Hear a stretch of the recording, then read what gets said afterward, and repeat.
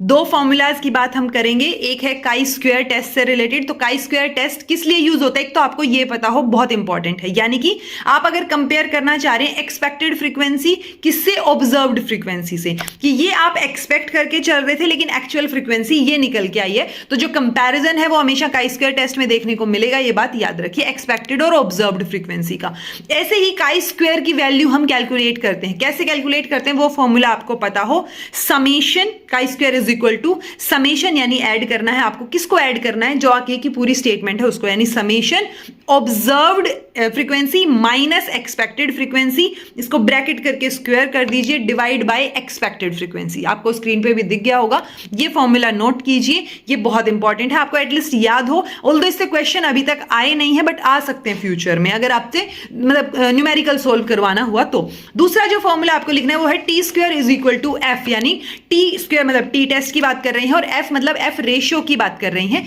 So T square is equal to F, यहां पे F की वैल्यू देके टी पूछा जा सकता है, टी की वैल्यू देके एफ पूछा जा सकता है, और कई बार एफ के जो और पैरामीटर्स हैं, यानी हम एफ कैसे कैलकुलेट करते हैं, तो एफ का कैलकुलेशन का तरीका रहेगा between the group variance divide by within the group variance, या फिर sum of square between the group divide by sum of square within the group. तो आपको ये फॉर्मूला याद होना जरूरी है, आपसे बिटवीन द ग्रुप और विद इन द ग्रुप की वैल्यू दे दी जाएगी और टी कैलकुलेट करना पूछ लेंगे, यानी कि पहले आपको एफ कैलकुलेट करना पड़ेगा between divide by with in करके, और फिर आपको टी की वैल्यू कैलकुलेट करनी पड़ेगी। तो ऑब्वियसली बात है, अगर एफ दे रखा है टी कैलकुलेट करना है तो अंडर रूट एफ हो जाएगा, राइट। अगर जो है हमें टी दे रखा है एफ कैलकुलेट करना है तो टी का स्क्वायर हो जाएगा। तो ये जो है दो फॉर्मूलाज आपको पता हो, T square is equal to F से काफी क्वेश्चंस आ जाते हैं, प्लस जो पिछली वीडियो में हमने किया था फिड्यूशियरी लिमिट, उससे भी काफी क्वेश्चंस आ जाते हैं। एक्सपेक्टेड फ्रीक्वेंसी ऑब्जर्व्ड फ्रीक्वेंसी वाला क्वेश्चन अभी न्यूमेरिकल के तौर पे आया नहीं है बट आने के चांसेस हैं, तो आपको फॉर्मूला पता हो।